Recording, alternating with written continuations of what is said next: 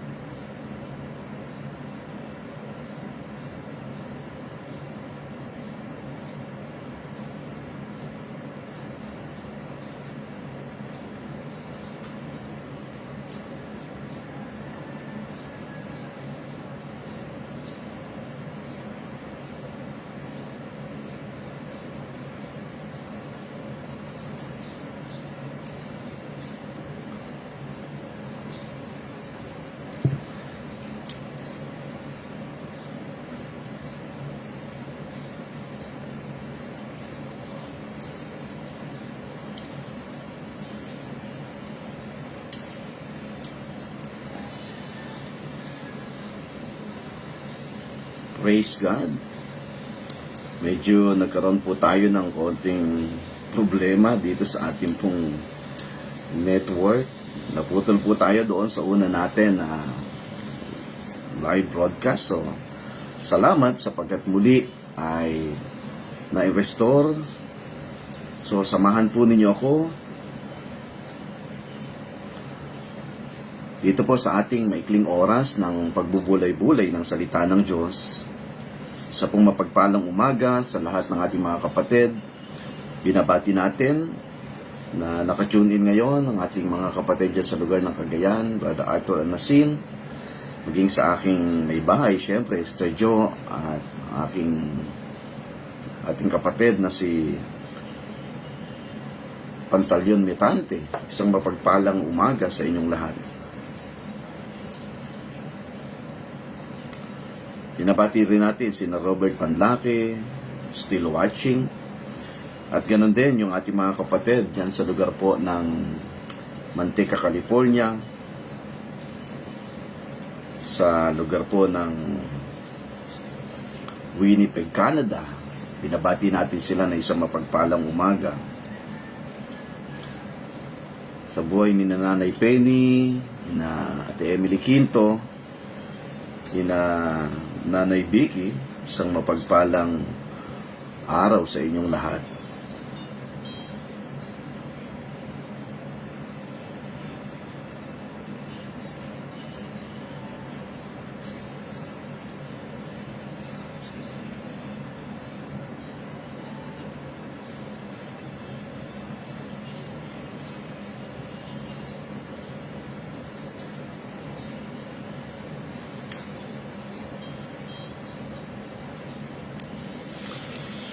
Praise God.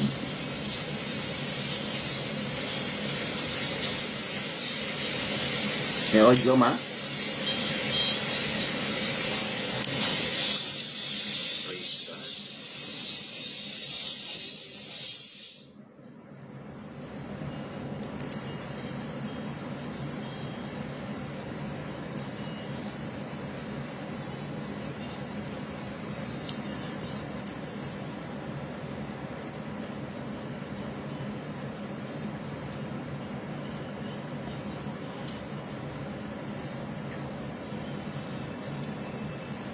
Okay, so wala tayong background music. Ayusin natin ito, no? So, sige po, salamat sa Panginoon. Tayo po ay magpatuloy dito po sa ating pagbubulay-bulay ng salita ng Diyos. Binabati natin yung ating mga kapatid sa iba't ibang panig ng daigdig, Luzon, Visayas, Mindanao, maging sa iba't ibang bansa, sa New Zealand, sa buhay ni na Sister Jo, Ungkol, isang mapagpalang umaga or araw sa inyong lahat. Ganun din, binabati natin ang ating mga kumpare dyan sa lugar po ng Malagasang, kina paring Dong sa Kilayan, maging kina paring Johnny dyan sa lugar po ng New Zealand. Salamat po sa Panginoon ngayong umaga, sapagkat ang Diyos ay patuloy na naglalagay sa ating mga puso ng kauhawan at kagutuman sa katuwiran ng Panginoon. Alam nyo, yan po yung isang pinaka mahalaga na kung saan na hindi kayang pekein. Sapagkat maraming mga bagay na kaya nating magkunwari, kaya nating pekein. But pagdating po sa uhaw at gutom sa katwiran ng Panginoon, hindi po natin ito kayang dayain, sapagkat yan po ay dadating, ayaw mo man, even sa natural, like for example, kapag ka ikaw ay isang tao, dadating sa punto na ikaw ay magugutom. Ayaw mo man sa hindi, magugutom ka, sa buhay natin bilang isang mananampalataya. Yan ang sinasabi ng aklat ng Mateo, Kabanatang 5, Talatang 6, na kung saan mapalad ang mga tao na nauuhaw at nangagugutom sa katuwiran ng Panginoon sapagkat sila ay bubusugin. Sa larangan ng spiritual, tandaan po natin, being hungry and thirsty That is a work of the Spirit. Yan po ay galaw ng banal na Spiritu. Gawa po ng banal na Spiritu. Kaya hindi natin kayang dayain ang bagay na yan. Ambet Panlaki, isang mapagpalang umaga. Salamat sa Panginoon, doon sa ating mga kapatid na kung saan ay nag-aabang dito po sa ating live broadcast through FB. Araw ng Sabado, samahan po ninyo ako dito sa maikling oras na ating pong ilalaan sa ating pong pagbubulay-bulay.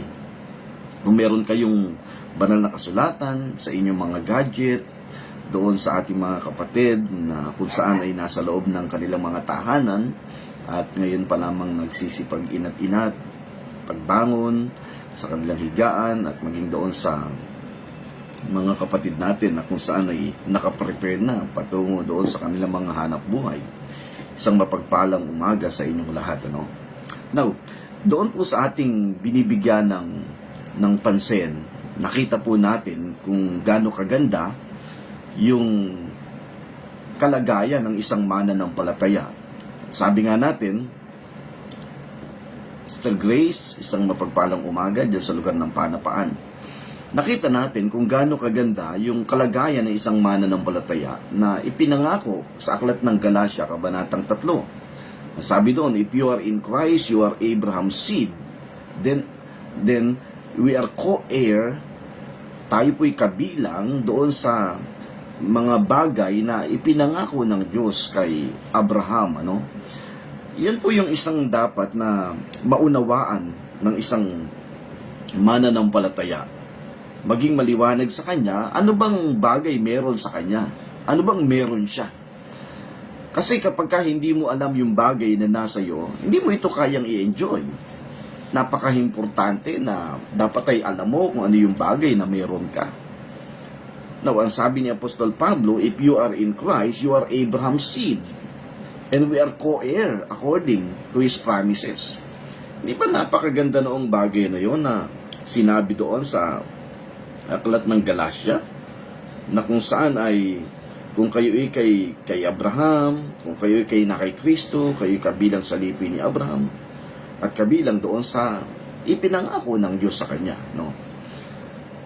Now, doon sa ating mga nakaraan na talakayin, nakita natin yung isang bagay na kung saan ay meron 3 grupo ng tao na makikita tayo or yung tinatawag natin na dispensation of man. 3 groups of people. Meron tayong nakita na Gentiles and then Jews and then new creation.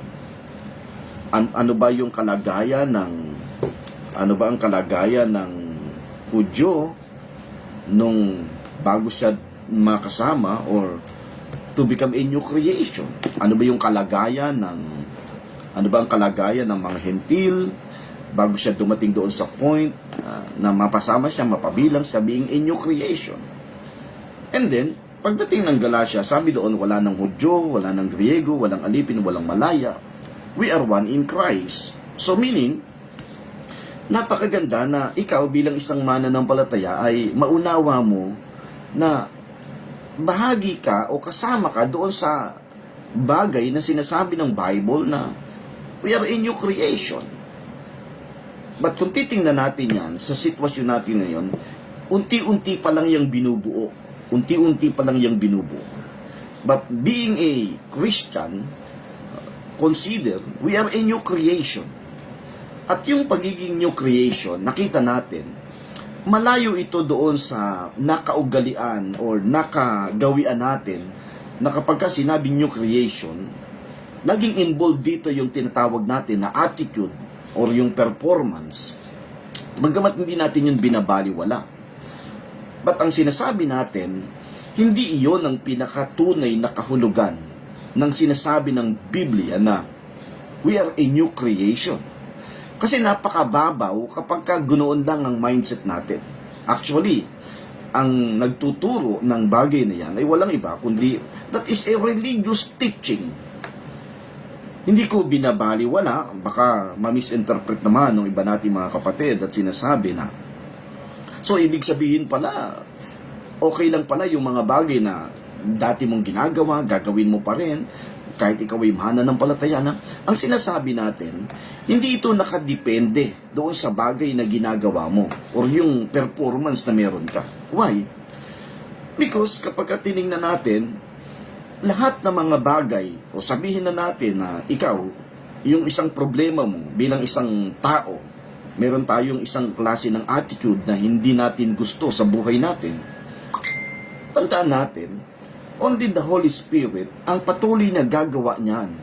Yan ang patuloy na mag-workout niyan sa buhay natin upang ma-overcome natin or mabago natin ang mga bagay niya. Like for example, yung sinasabi ng maraming tao na kung saan ay napakadali niyang magalit, napakatagal niyang magpatawad, yung lahat ng may kinalaman regarding doon sa attitude. Tandaan po natin, only the Holy Spirit ang may kakayanan para ito'y baguhin sa buhay natin. At hindi ito bahagi ng ating sarili o hindi ito bunga ng iyong sariling pagsusumikap. Kasi the more na pinagsusumikapan mo, na ayusin mo yung buhay mo, tandaan po natin, the more na patuloy na umaangat yung level ng pagiging karnal mo. Yan po yung katotohanan. Ang napakaganda'y maging dependent ka doon sa bagay na kayang gawin ng Diyos sa iyong buhay. Yan ang sinasabi natin. Now, patuloy nating titingnan yung bagay na yon na kung saan ay, sabi nga natin, as a new creation, meron tayong nakita na napakaganda na regalo ng Diyos or the gift of God doon sa isang tao na kung saan ay ibinilang na mananampalataya or a new creation. At nakita natin yan ay walang iba kundi ang katwiran. And that is the promises of God. Binabati natin sina Emmanuel Muyot, still watching ngayong umaga. Salamat sa Panginoon. Diyan sa lugar po ng kina Ate Silvia, binabati natin, maging sina Ate Emily Quinto, still watching. Now, ituloy natin ito. And that is a promises of God through Abraham. None other than righteousness. Kasi akala natin, yung ipinangako ng Diyos kay Abraham ay material blessing. Although, hindi naman tayo against dyan sa material blessing. Pero nakita natin, material blessing is, ito'y added na lang or idadagdag na lang sa atin. Kaya sabi ng aklat ng Matthew chapter 6 verse 33, seek ye first the kingdom of God and His righteousness, and all these things shall be added unto you. So, idadagdag na lang. Hindi ito nangangahulugan na kapag sinabi ng Bible na Abraham's blessing, ito'y nakapokus lang sa material blessing. No. Ang maliwanag na nakita natin doon, Abraham's blessing ay walang iba kundi the righteousness of God. Kaya nga, maliwanag na ang sabi ng Bible, doon sa binasa natin na talata noong nakaraan, Abraham believed and he credited as righteous. Ibinilang siyang matuwid.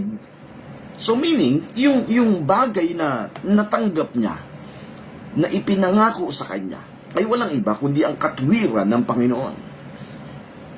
Kaya nga malimit nating sinasabi, kung meron ng pinakamahalaga na dapat maunawaan ng isang mananampalataya, ay walang iba kundi ang katwiran ng Panginoon. Even the Apostle Paul, wala naman siya ibang dalang mensahe kundi ang katwiran ng Panginoon. At sa buhay ng isang mananampalataya, dapat ay maunawa natin ano ba meron sa katwiran ng Diyos. Tandaan po natin, yan po'y napaka-importante. May mga pagkakataon na sa buhay ng isang mananampalataya, dahil hindi siya ganoon kalawak ang pagkaunawa sa katwiran ng Panginoon, dumadating siya doon sa point na nagigilty siya, dumadating siya doon sa point na nakukondem ang buhay niya. Pag meron siyang narinig na ibang mga pananalita sa mga paligid niya, mula doon sa labi ng ibang mga taong nakapaligid sa kanya, then napakadali niyang makondem, napakadali niyang madala. Tandaan po natin, Once na nagkaroon tayo ng malawak na pagkaunawa, saan? Sa katwiran ng Panginoon. Ito yung sinasabi ng aklat ng Isaiah. Ito'y unti-unti dadalhin ka nito to become established. At ang sabi ng aklat ng Isaiah, no weapon that is formed against you shall prosper. Walang anumang sandata na pwedeng gamitin sa iyo si Satanas na magtatagumpay. Why? Sapagat you are established in the righteousness of God. Ano ba yung weapon na tinutukoy doon, Pastor? Basahin ko nga saglit yung aklat ng Isaiah chapter 54 para makita natin yung ating pinag-uusapan. In Isaiah chapter 54 verse 17, sabi doon, no weapon that is formed against you shall prosper. Ito yung sinabi ng banal na kasulatan. Once you become established in the righteousness of God, walang anumang sandatang pwedeng gamitin si Satanas laban sa iyo na magtatagumpay. Ang sinasabi ng Bible, yes, merong sandatang gagamitin si Satanas sa iyo.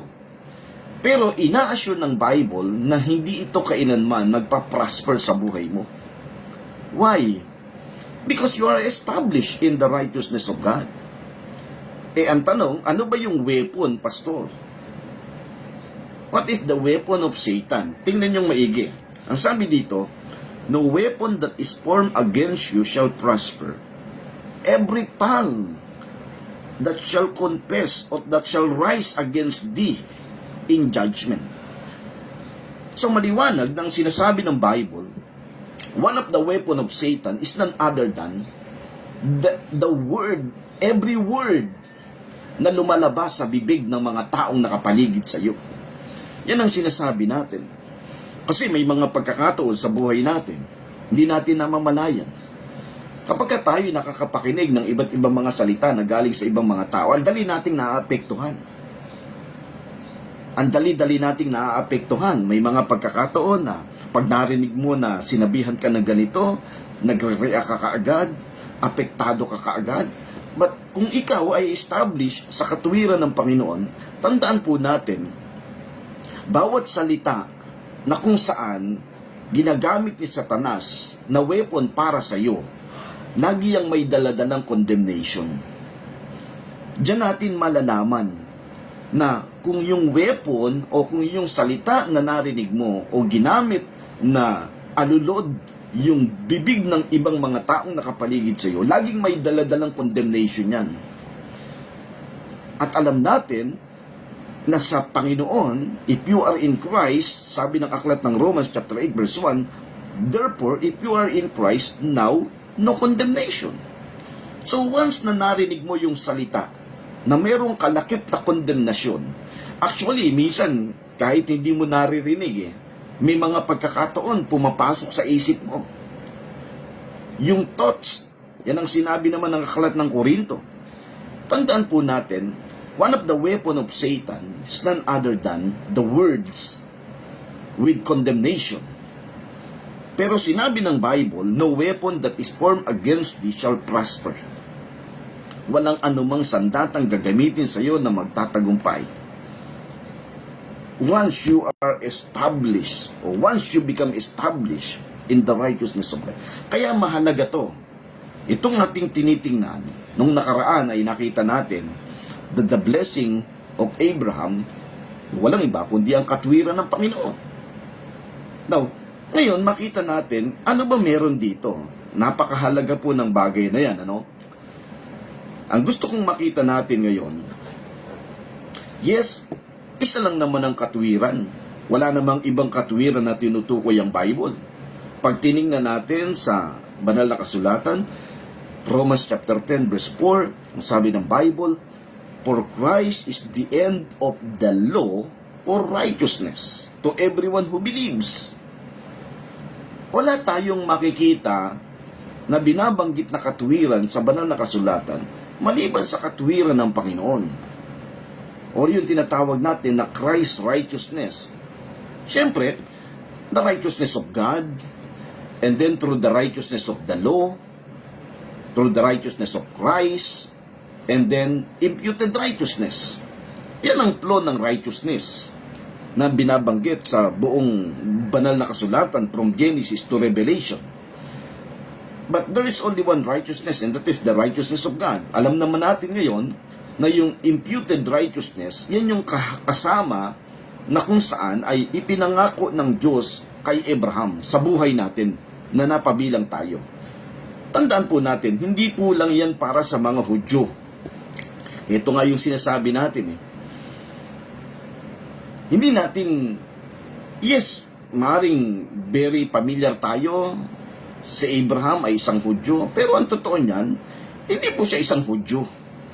Kasi ang Hudyo ay galing doon sa lipi, sa isang tribe, lipi ni Jacob, doon sa isa sa 12 tribes of Israel, doon sa lipi ni Judah. Doon galing yan. So, ibig sabihin, medyo hindi natin babasahin ang Bible na paatras. Ang tingin natin yan pasulong. So, yung pinangako ng Diyos kay Abraham, yan ay bahagi ng pangako ng Diyos doon, pagdating doon sa dulo. That is a new creation. Okay? Now, there's only one righteousness. Christ is the end of the law for righteousness to everyone who believes. Pero, ang isang bagay na makikita natin sa banal na kasulatan na maliwanag, bagamat ito ay iisa lamang, bagamat ang katuwiran ng Panginoon ay iisa, but pagdating po doon sa tinatawag nating application for every believers, makikita natin, it has a 3 levels. Meron tong 3 level na makikita natin. Actually, kung atin pong titingnan, no, yung pinaka-shadow na makikita natin sa lahat ng aspeto na nangyayari sa ating paligid, dito sa buhay natin, sa daigdig na ito. Kung pag-aaralan natin, like for example, pagdating sa larangan ng isang sports or anumang any crops na makikita natin, laging may level yan. Laging may level. So, pagdating dito sa righteousness, although there's only one righteousness, but it has a 3 levels. Hindi pwede na sabihin natin na, magka-level tayo. Alam nyo, iba-iba yung level natin eh. Yan naman ang totoo. Kahit naman sa larangan, like for example, sa kumpanya, hindi naman kayo iisa. Yes, iisang kumpanya, kinabibilangan nyo, pero mayroon kayong iba't ibang klase ng level na pwedeng kabilangan. Na kung saan katayuan nyo. Yung isa, ito yung level mo, and then nagsimula ka sa mababa, and then pataas ng pataas yung level mo. Yan ang sinasabi natin. So, kung sa righteousness, there is only one righteousness, but ang maliwanag na makikita natin dito, although iisa lang ang katuwiran ng Panginoon, it has a 3 levels or degree of skillfulness. Yan. Yan ang magandang makita natin ngayong umaga. Doon sa ating mga kapatid na kung saan ay nag-aabang dito po sa ating live broadcast, salamat sa Panginoon sapagkat ikaw ay patuloy na nilalagyan ng Diyos ng katuwiran, ng kagutuman sa kanyang katuwiran. Okay, ituloy natin ito. Although iisa ang katuwiran na binabanggit ng banal na kasulatan, Christ is the end of the law for righteousness, but it has 3 levels or degrees or of skillfulness. Now, tuloy natin. Alam natin, the source of righteousness, walang iba kundi ang Panginoong Hesus. Kasi siya yung nag-fulfill ng law. 613 laws, it has been fulfilled through Jesus Christ. Kaya kung tatanungin mo ako, Pastor, hindi na ba tayo sakop ng kautusan o ng law, ng 10 Commandments? Actually, hindi naman talaga para sa atin yan. Malinaw na yan ay para sa mga Hudyo. If you are a Gentile, hindi ka kasama dyan. Ngayon, andyan pa lang ang pinag-uusapan ng marami. Daming mananampalataya. Yan ang issue nila. Pinag-uusapan nila yan. Hindi ba talaga tayo kabilang dyan sa law na tinutukoy ng banal na kasulatan? Tandaan natin, yung law of Moses, ibinigay yan para sa mga Hudyo, hindi para sa lahat. Kaya si Jesus dumating sa lineage ng Jew, he is a Jew, then ang isang layunin ay walang iba kundi just to fulfill every details of the law. Wala namang nakagawa niyan kundi siya lang. Kaya pagdating doon sa Romans chapter 10 verse 4, Christ is the end of the law for righteousness. Napulpil niya. Kung titingnan natin in Matthew chapter 3 verse 14 up to 17, the last law that has been fulfilled is none other than the law for baptism. Yun yung sinabi niya doon sa kanyang pinsan na si John the Baptist. Ang sabi niya, nung siya ay magpapabaptize, ayaw siyang ibaptize, but ang sabi niya, let it be so now, so that we may fulfill all righteousness, upang ikay matupad ang lahat ng hinihingi ng katuwiran. Kaya pagkatapos na siya ay mabaptize, makikita natin yung tagpo. Unang pagkakataon na kung saan the voice came from heaven saying, "This is my beloved Son, whom that I am pleased." See? Makikita natin na lugod ang Diyos Ama sa langit. And then, bumaba ang banal na spirito sa kanya. Then, they started in the ministry for 3 years. So, Christ is the end of the law for righteousness. Although iisa ito, but meron tong 3 different levels. The level of righteousness. Okay. Kung meron kayong banal na kasulatan, samahan po ninyo ako, basahin natin ang aklat ng Hebreo, kabanatang 5, talatang 11 hanggang 14. Ina-appreciate natin yung buhay ni Kuya Art sapagat napakasipag niya habang tayo ay nagtuturo, habang tayo ay nangangaral, even through FB, ay sinesearch niya at ipinopost niya yan, yung mga talatang ating binibigyan ng pansin, ano? So, in Hebrew chapter 5 verse 11 up to 14, basahin po natin sa wikang English. Sabi doon, "Of whom we have many things to say, and hard to be uttered, saying, Ye are dull of hearing. For the time ye ought to be teachers, you have need that one teach you again, which be the first principles of the oracles of God, and are become such as have need of milk, and not of strong meat. For everyone that useth milk is unskillful in the word of righteousness.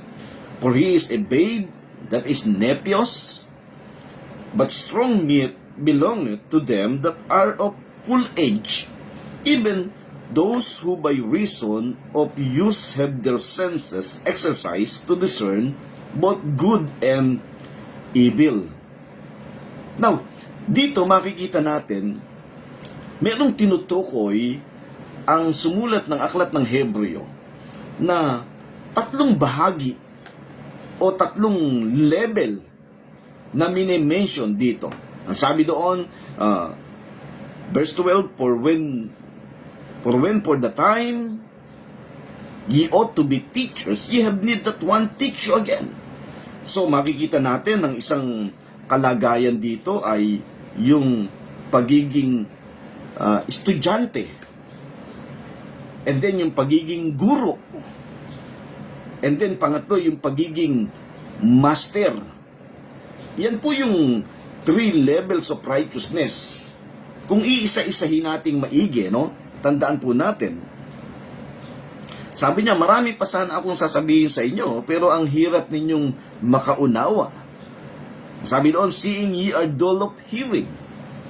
Naalala ko yung 2 alagad na siya ay naglalakad doon sa Road of Emmaus.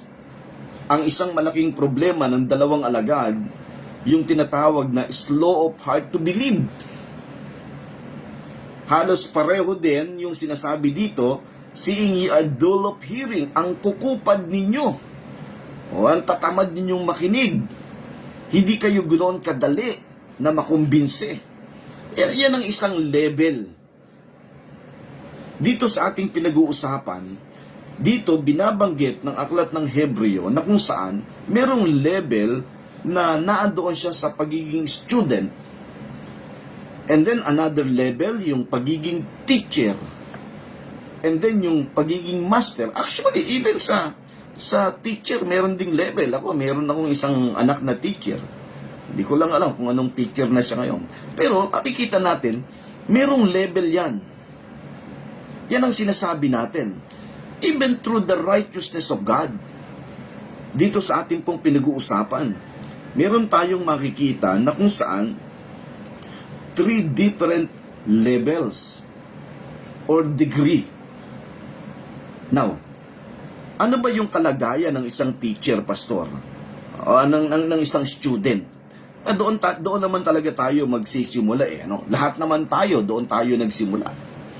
Alam nyo, sa kalagayan ng pagiging student, pag tinignan natin, yan po yung naandoon sa isang sitwasyon na lahat ng mga benepisyo or yung tinatawag natin na being beneficiary, doon naman talaga tayo nagsimula. And then as a teacher, meaning a servant, nagtuturo ka. And then as a judge, as a master, that is judge. Okay, tingnan po natin. Yung tinatawag natin na student, that is a beneficiary. Ito yung stage na kung saan, stage where a person learn and enjoy all the benefits of righteousness. Alam nyo, ito yung isang halos kinalalagyan ng napakadaming mananampalataya. Yun ang totoo. Ito halos lahat. Doon talaga kasi tayo nagsimula Ang malungkot, ito yung halos kinalalagyan na inabot na ng kamatayan niya, handoon pa rin siya sa pagiging estudyante. Hanggang ngayon. Kasi bakit? Ito yung kalagayan. It is a stage where a person learn and enjoy all the benefits of righteousness. Hindi ba? Yan naman ang isang bagay na talagang gustong-gusto natin. Hindi naman natin yan ikakaila. Ang gustong-gusto natin lagi walang iba kundi yung tayo ay matuto. And then kaya nga walang tigil na pakikinig, gusto mo lagi kang matututo. And then patuloy mong ini-enjoy lahat ng benepisyo ng katuwiran. Pero aminin natin ang katotohanan na kung saan meron kang stage na pagdadaanan yan, pero hindi ka dapat manatili sa bagay na yan. Dapat dadating ka doon sa punto na kung saan pagkatapos mo naman na ikaw ay matuto, ikaw naman ay magtuturo. Ang malaking problema, kaya nga sinasabi ko sa inyo, mas napakadaming percentage ng mananampalataya na naandito sa ganitong kalagayan na inabot na ng kamatayan. Wala na talaga siyang ginusto sa buhay niya, kundi patuloy na matuto. Halos lahat na ng bagay. Sabi niya nga, actually, alam mo, pastor, lahat ng mga ngaral, pinapakinggan ko. Gusto ko may natututunan talaga ako Pero tandaan po natin, habang ikaw ay tumatagal, doon sa iyong pakikinig, nagiging matalas ka. Hindi lahat ng mga mangangaral ay pinapakinggan. Hindi naman nangangahulugan, nagiging kritiko ka. Ang sinasabi natin, nagiging matalas ka sa pakikinig na kung saan hindi lahat ng pinapangaral nila ay pinapakinggan mo at ina-adapt mo at pinapaniwalaan mo. Nagiging maliwanag sa iyo, pag nakapakinig ka, mali ang kanyang pangangaral. Hindi sentro si Jesus. Ang sentro ay sarili niya. Yung mga simpleng bagay na yun. Yan ang sinasabi natin. Kung napakatagal ka na sa sitwasyon na kung saan ay wala ka ng pangarap, na kung saan ay ikaw naman ang isang panahon ay magtuturo, magbabahagi, nadoon ka sa isang sitwasyon na kalagayan, although ikaw ay mananampalataya, although you are righteous, sapagkat yan naman ang sinabi ng Bible, pabilang tayo sa lipi ni Abraham, if we are in Christ, then the gift of God through Abraham is no other than righteousness. Yes, you are righteous. But your level is only a student, a beneficiary. Yun po yung isang bagay na nakakalungkot. Hindi ka na nag-improve. Laging gusto mo na lang lagi ikaw ay matuto. Hindi ko binabaliwala. Actually, yan ay hindi natatapos. Hindi naman natatapos na minimithi mo lagi sa sarili mo na matuto. Kinakailangan naman, habang ikaw ay natututo, meron namang mga level na naiiwan na kung saan ikaw naman ang nagtuturo. Paangat ng paangat. How about the teacher? Pastor, ano naman yung level ng teacher or servant? It is a stage where a person teaches and ministers the gift of righteousness to others. Yun.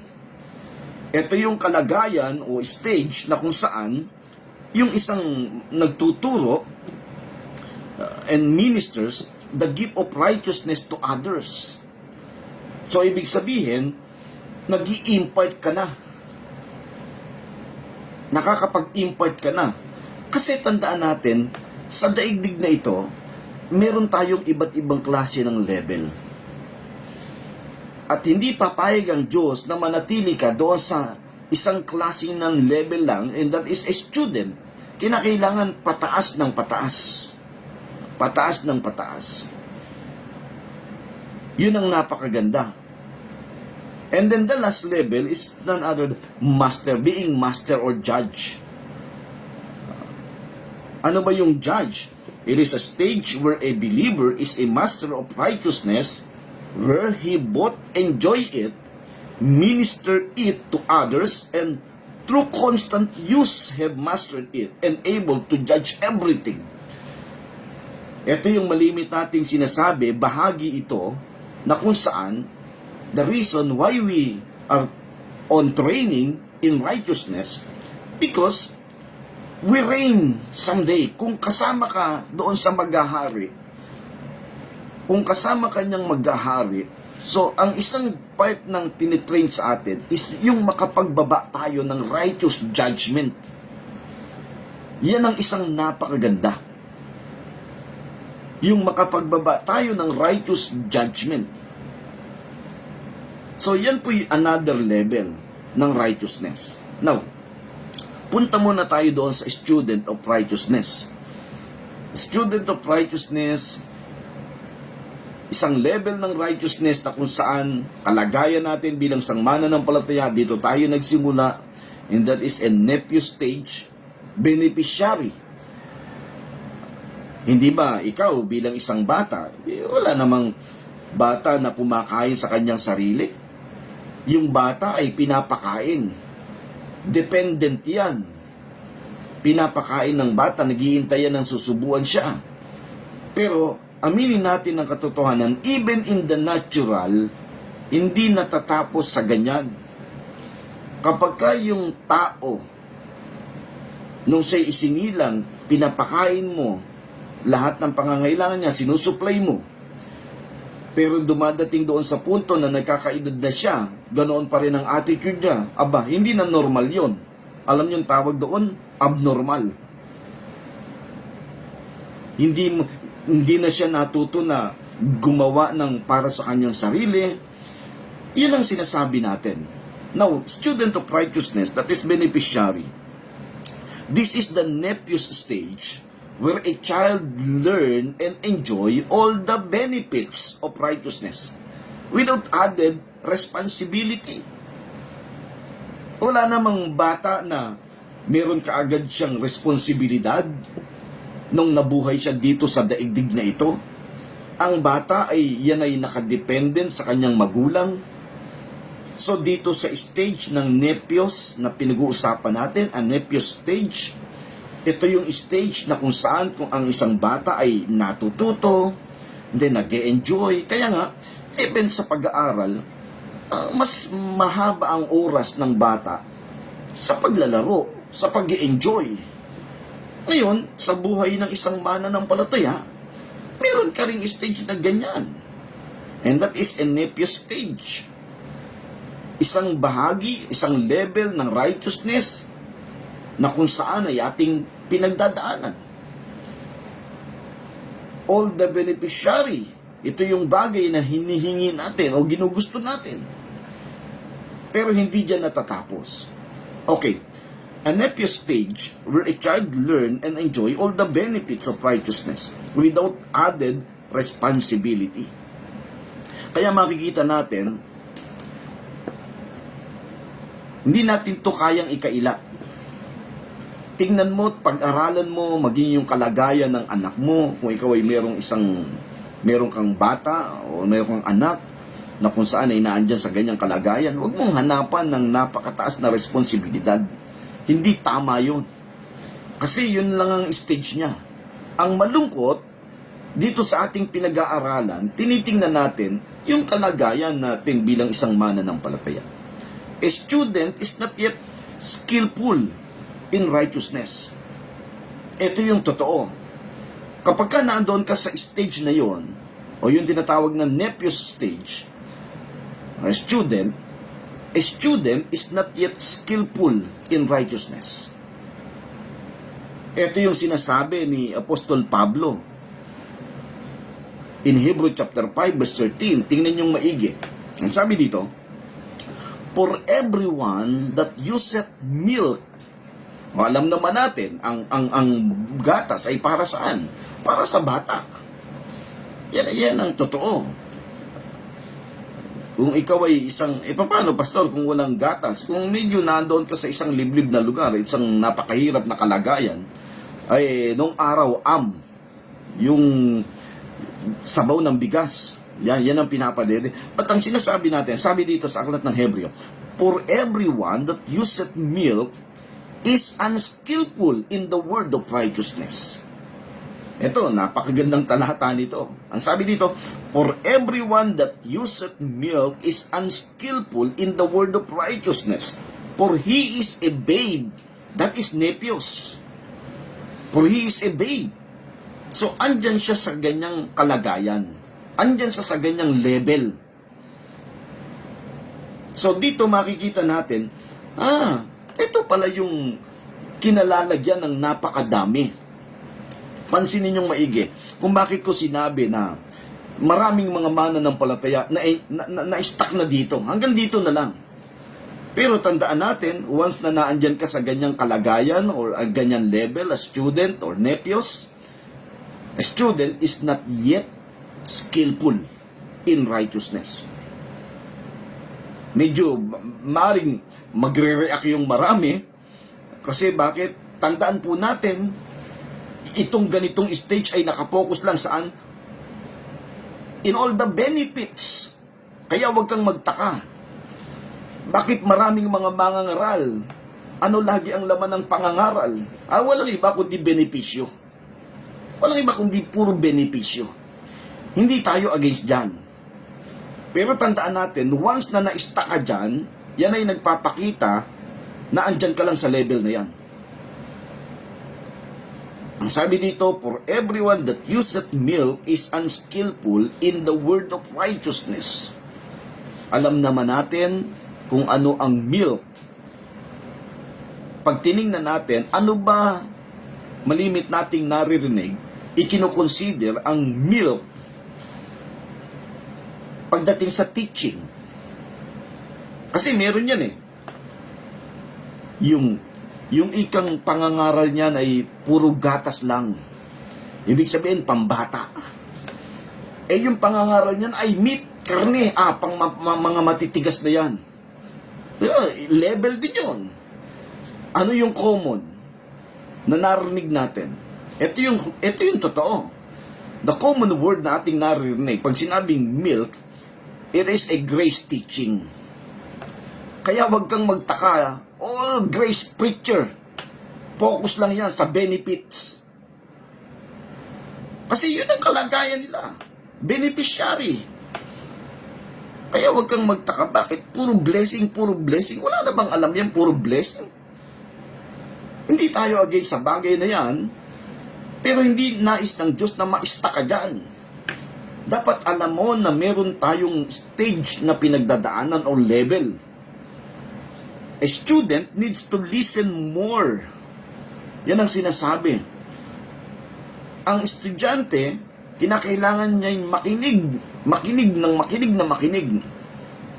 Kasi kapag hindi ka natuto talagang makinig, hindi ka nagkaroon ng matalas na pakikinig, tandaan natin, mananatili ka dyan sa stage na yan. Hindi ka makakaalis dyan. Ang hahanapin mo lagi na pangangaral, walang iba, kundi puro ikaw ay pinagpala ng Diyos, ikaw ay ganito, ito yung benepisyo, matartamasa mo. magandang pakinggan, pero hanggang kailan? Wala ka ng pangarap na umangat pa yung level mo. Kailangan magkaroon ka ng desire sa iyong puso na umangat yung level mo from student to become a teacher. Sa natural, kung titingnan natin, naalala ko, yung aking anak, noong araw, lumaki yan sa Sunday school, tinuturuan sila. DBBS, ayan, nakikinig ang aking anak na si Roma. And then, pagkatapos doon, habang umiidad siya, natututo siya, nakikinig siya, and then, nasa level na siya ngayon ng teacher. Diba? Pataas ng pataas. Kung sa natural ay merong ganyan, how about sa spiritual? Maring nagsimula ka doon sa grace stage, pero hindi ka dapat manatili dyan. Hindi ka dapat manatili dyan. Kinakailangan as a student or as a nepios, hindi lang puro benefits.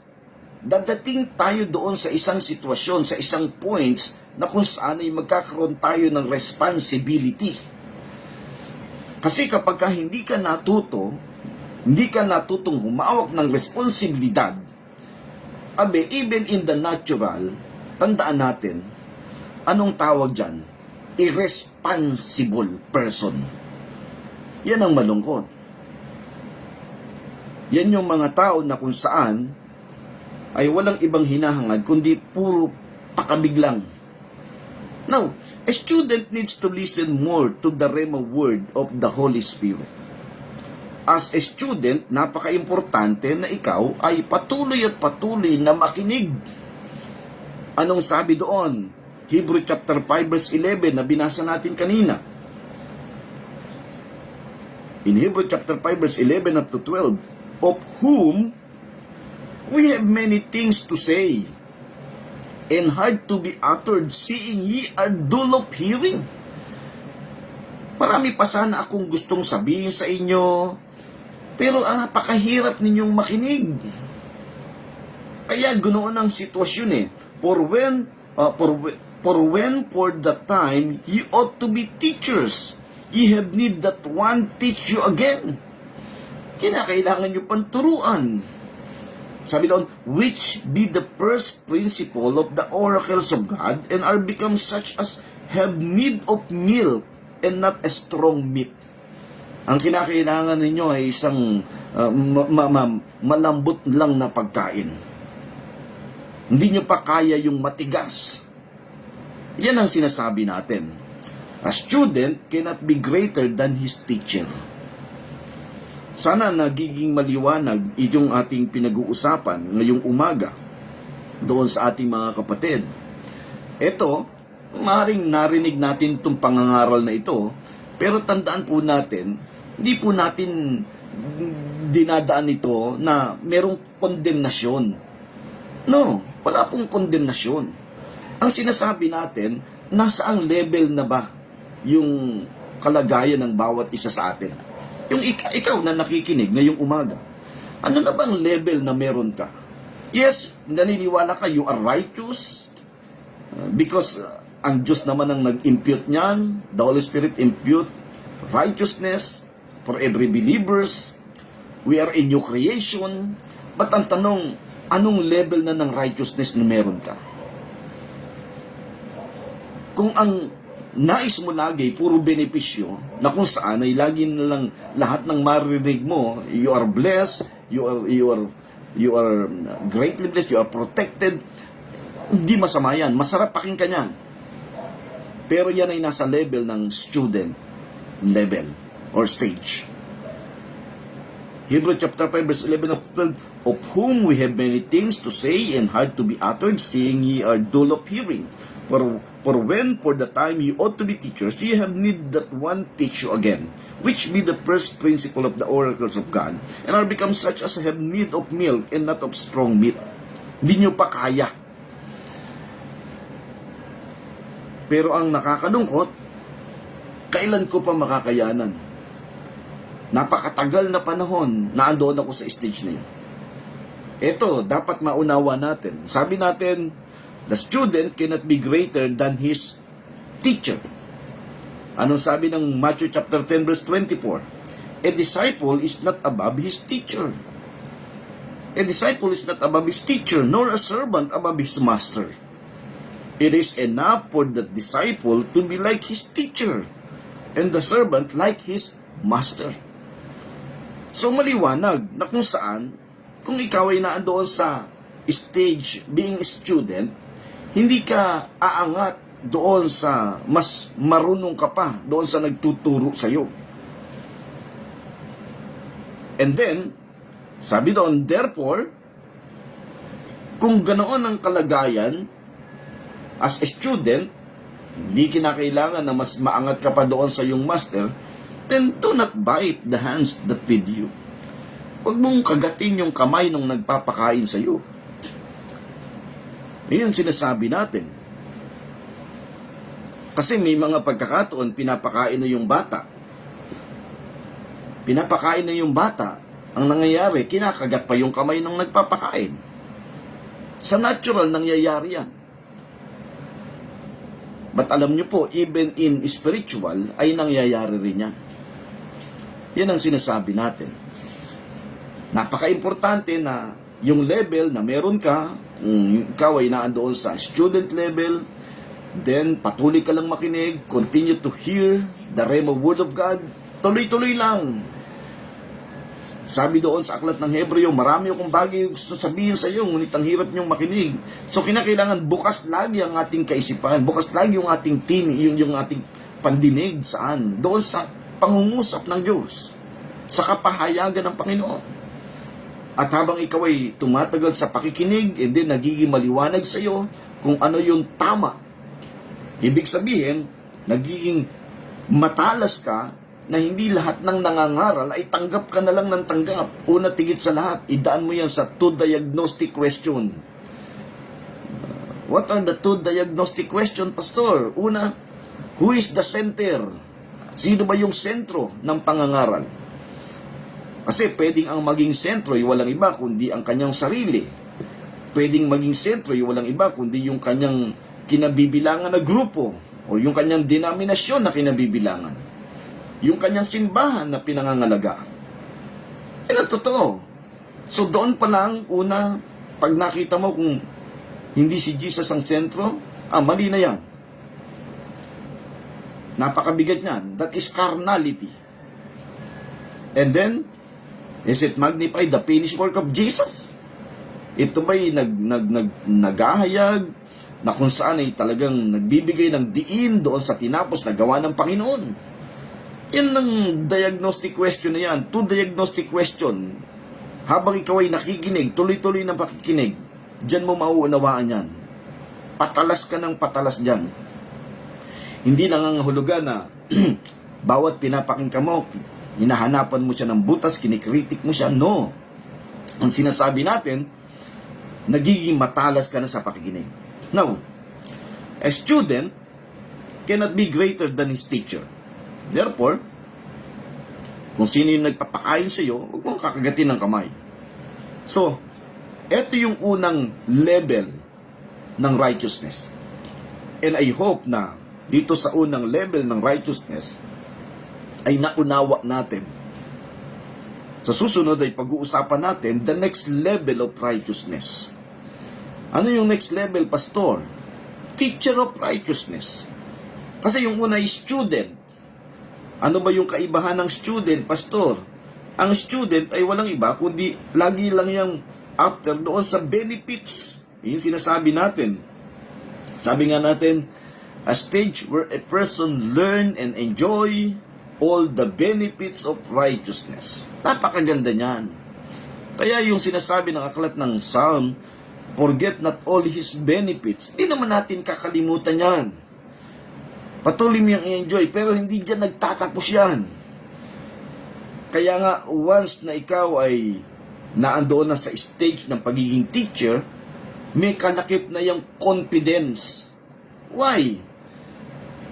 You are confident because mula sa pagiging student, nakinig ka ng nakinig, naunawaan mo, ito yung nagdala sa iyo para magkaroon ka ng kumpiyansa sa iyong sarili. And then nagtuturo ka ngayon. Nakakapagturo ka na. A stage where a person teaches and ministers the gift of righteousness to others. That's another level na ating pinag-uusapan. But ngayon ay nakita natin na student level or a beneficiary, I hope na naging maliwanag sa bawat isa sa atin ngayong umaga. Salamat sa inyong lahat na kung saan ay aking nakasama sa ating pong pagbubulay-bulay ng salita ng Diyos. Binabati natin yung ating mga kapatid. Siyempre, dyan sa lugar po ng Winnipeg, Canada, sa buhay ni Brother June, isang mapagpalang umaga. Kalakasan ng Diyos ay patuloy mong maranasan, patuloy mong i-enjoy sa lugar po ng Manteca, California, sina Ate Emily Quinto, si Nanay Penny, si Nanay Vicky, isang mapagpalang araw. Sister Mai, binabati natin na isang mapagpalang umaga. Still watching. Sister Winfred Botante. Ganon din yung ating mga kapatid dyan sa lugar ng Panapaan. Hindi man natin mabanggit yung lahat ng ating mga kapatid na nakikinig. At salamat sa inyong patuloy na paglalaan ng oras at panahon. Iayos po natin sa susunod para meron po tayong background music sapagkat nagkakaroon po ng problema itong ating mga ginagamit na gadget. Salamat sa inyong lahat na akin pong nakasama. Kindly like and share lang doon sa ating pong live broadcast. Lalo tigit sa lahat doon sa ating mga kapatid kung meron kayong mga mahal sa buhay na merong uhaw at gutom sa katwiran ng Panginoon. Then nakikita nyo na talagang naghahanap sila. Then i-share nyo sa kanila para naman kahit papaano'y makaunaw at makapakinig sila. Binabati natin yung ating mga kapatid na nakakasama natin every Sunday in our Haga. Sister Rachel Pamansag, dyan sa lugar ng Muntinlupa, sa mapagpalang umaga. Sister Jocelyn Figueroa, still watching, dyan sa lugar ng Gapan, At maging yung iba natin mga kapatid, dyan sa lugar po ng Malagasang, aking Nanay Glo, isang mapagpalang umaga. Salamat sa inyong lahat. Kung meron po kayong mga katanungan, just PM lamang po at ito po ibibigyan natin ng oras sa biyaya ng Panginoon at patuloy po nating matalakay yung patungkol sa katuwiran ng Panginoon.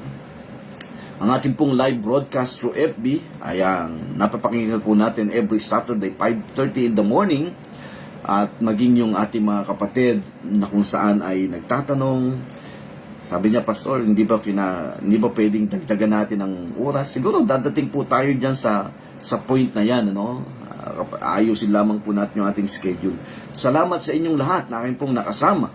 Binabati natin ang pamunuan ng Araw Philippines sa panguna ng aming mahal na Ma'am Cory Jacinto, our CEO, and then ang aming mahal na Brother Joel, our CFO, at maging yung lahat ng mga workers. Salamat po sa inyong lahat na kung saan ay aking nakasama. Hanggang sa susunod, tayo po yung magkasama-samang muli dito po sa social media, dito po sa programa ng Kapihan sa Pastulan. Pastor Manuel Herrera, po inyong nakasama. Adios to everyone.